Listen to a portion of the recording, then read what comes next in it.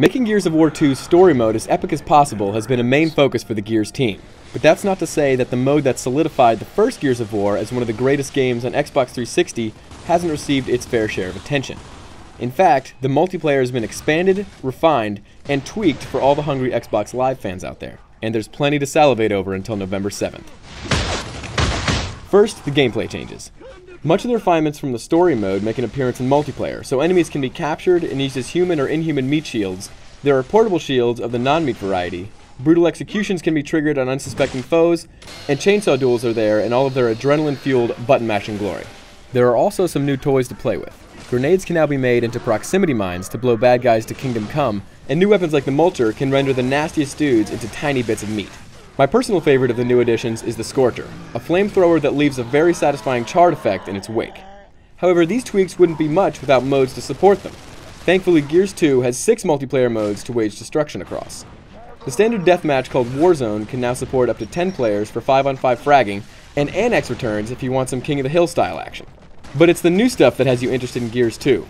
Wingman consists of up to 5 teams of 2 players each. You can revive your partner, who is playing as an identical character for easy identification, so you've got to always be on the lookout for a pal in need of a helping hand. Much like being a wingman in a crowded bar on a Friday night, you really need to balance between fighting and saving your bro to be successful. Guardian mode is an involved form of assassination from the original game. One player is the Guardian, and as long as they're alive, the players in their team can respawn. If the Guardian dies, then everyone quite literally has one life to live.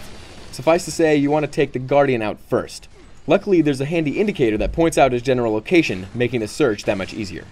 Submission mode used to have the much more awesome name of Meat Flag, but was removed by the PR monkeys at Microsoft.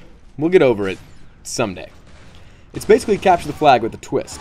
Instead of the normal boring pole with a piece of cloth at the end, the flag is actually a disgruntled person who doesn't want to be captured.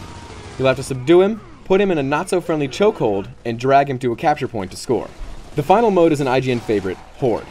It's a co-op multiplayer mode where you can team up with 4 buddies to take on a seemingly never-ending wave of enemies. The bad guys get more powerful as you try to work your way to the final, 50th wave. These modes can be played on all 15 maps, 10 of which are new, with 5 that have been reworked from the original.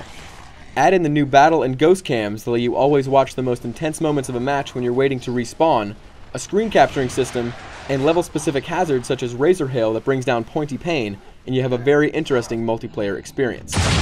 Come November, these new changes and additions will hit you like a rifle to the brain, and I mean that in the best way possible.